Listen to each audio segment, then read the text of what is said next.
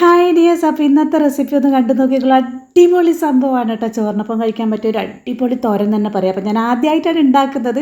അത് കഴിച്ച് നോക്കിയപ്പോൾ ടേസ്റ്റ് പറഞ്ഞറിയിക്കാൻ പറ്റാത്തതായിരുന്നു കേട്ടോ. അപ്പോൾ ഇതാണ് കേട്ടോ സംഭവം. നമ്മുടെ ഓയിസ്റ്റർ മഷ്റൂം, അതായത് ചിപ്പിക്കൂണ് എന്നൊക്കെയാണ് കേട്ടോ ഇവിടെ കണ്ണൂർ ഭാഗത്തൊക്കെ പറയുന്നത്.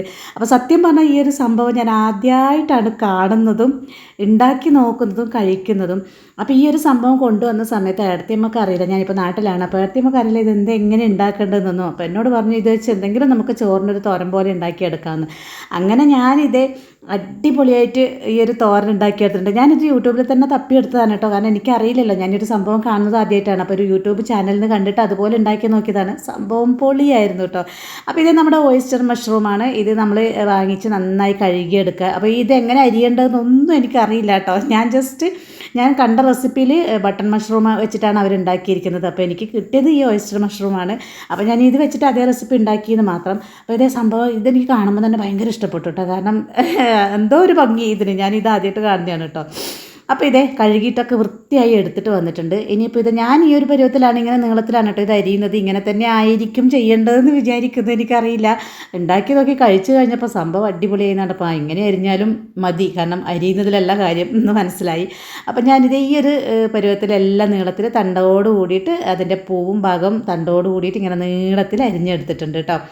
അപ്പോൾ ഇതിനി വേറെ സ്റ്റൈലിൽ അരിയാറുണ്ടോ എന്ന് എനിക്കറിയില്ല. എന്തായാലും ഞാനിങ്ങനെ അരിഞ്ഞെടുത്തിട്ടുണ്ട് കേട്ടോ. അപ്പോൾ ഞാനിങ്ങനെ അരിയുന്നതാണ്. അപ്പോൾ മോനും ഒരു പൂതി, അവനും ഇത് ആദ്യമായിട്ട് കാണാനല്ലേ. അപ്പോൾ അമ്മ ഞാനും അരിഞ്ഞോട്ടെ എന്ന് പറഞ്ഞു. അപ്പോൾ അവനും അങ്ങനെ 2-3 അവനും കൂടെ അരിയാൻ കൊടുത്തു കേട്ടോ.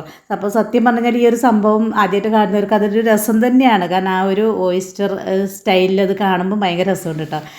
അപ്പോൾ ഇതെല്ലാം ഇങ്ങനെ ഞാനും മോനും കൂടി ഇങ്ങനെ അരിഞ്ഞെടുത്തിട്ടുണ്ട് കേട്ടോ നീളത്തിൽ. അപ്പോൾ ഇനി നമുക്കിതിന് നേരെ ഉണ്ടാക്കിയെടുക്കാം. അപ്പം ആദ്യം തന്നെ ഉണ്ടാക്കുന്നത് ഇത് ജസ്റ്റ് ഒന്ന് നമ്മൾ ഉണ്ടാക്കുന്ന പാത്രത്തിനകത്തോട്ടേക്ക് മാറ്റുക.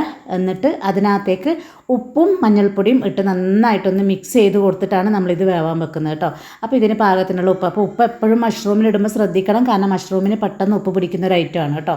അപ്പോൾ അതുകൊണ്ട് വളരെ കുറച്ച് ഉപ്പും മഞ്ഞൾപ്പൊടിയും ഇട്ട് നന്നായിട്ട് ഇതുപോലെ മിക്സ് ചെയ്തിട്ട് വെള്ളം ഒന്നും ചേർക്കാതെ നമ്മൾ സ്റ്റൗവിൽ വെക്കുക. എന്നിട്ട് അടച്ച് മൂടി വെക്കുമ്പോൾ അതിൽ നിന്ന് തന്നെ ഇഷ്ടം പോലെ വെള്ളം വരും കേട്ടോ. പിന്നെ ഇടയ്ക്ക് അതൊന്ന് ഇളക്കി കൊടുത്തിട്ട് നമ്മളത് വേവിച്ചെടുക്കുക. അപ്പോൾ ഇതേ ഒരു തവണ ഞാൻ ഇളക്കി കൊടുത്തപ്പോൾ നല്ലോണം വെള്ളം ഉണ്ടായിരുന്നു. പിന്നെ അത് മൂടി വെച്ച് കുറച്ച് നേരം കഴിഞ്ഞപ്പോൾ ഇത് ഇത്രയും കൂടെ വെള്ളം വറ്റി.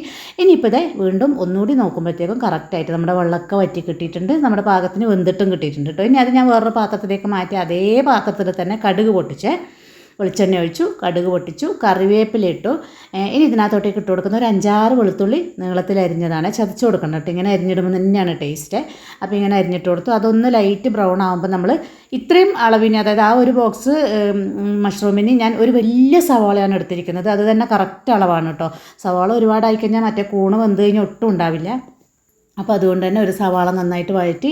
ഇനി എരിവിന് ഇതിനകത്തോട്ട് മുളക് പൊടി ഒന്നും ചേർക്കുന്നില്ല, പച്ചമുളക് ചേർക്കുന്നില്ല. നമ്മുടെ ചതച്ച മുളകാണ് കേട്ടോ. ഞാൻ മിക്സിയിലിട്ട് ചതച്ച് വെക്കാറാണ് പതിവ്. ഇത് കൂടി ഇപ്പം ഞാൻ വന്നിട്ട് കുറച്ച് പൊടിച്ചെടുത്തതാണ് കേട്ടോ മിക്സിയിൽ. അതുകൊണ്ട് കറക്റ്റായിട്ട് പൊടിഞ്ഞില്ല, ഇത്തിരി മാത്രം ആയതുകൊണ്ട്. പക്ഷേ നമ്മൾ കുറേ അങ്ങനെ പൊടിച്ച് വെച്ചാൽ നല്ലതാണ് കേട്ടോ. ഇതുപോലത്തെ ഐറ്റംസിനൊക്കെ നമ്മുടെ ചുവന്ന മുളക് ക്രഷ് ചെയ്തത്.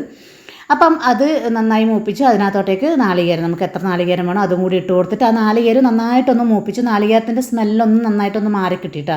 അത് നന്നായി മാറി കിട്ടിയപ്പോഴാണ് നമ്മുടെ ഈ മഷ്റൂം, വേവിച്ച് വെച്ച മഷ്റൂം ഇട്ട് കൊടുത്തത് കേട്ടോ. അപ്പോൾ ആ നാളികേരം ഒന്ന് ബ്രൗൺ ആവുന്നതിലാണ് അതിൻ്റെ ടേസ്റ്റ് എന്ന് പറയുന്നത്. ഉള്ളി നാളികേരം ഒന്ന് ബ്രൗൺ ആവണം കേട്ടോ. എന്നിട്ട് ആ മഷ്റൂം ഇട്ട് കൊടുത്ത് നന്നായി ഇളക്കിയിട്ട്, മഷ്റൂം ഓൾറെഡി വന്നതാണല്ലോ, ഒരു 2 മിനിറ്റ് മൂടി വെച്ചിട്ട് നന്നായിട്ടൊന്ന് ഉലർത്തിയെടുത്താൽ അതെ അടിപൊളി തോരൻ റെഡി ആയിട്ടുണ്ട് കേട്ടോ.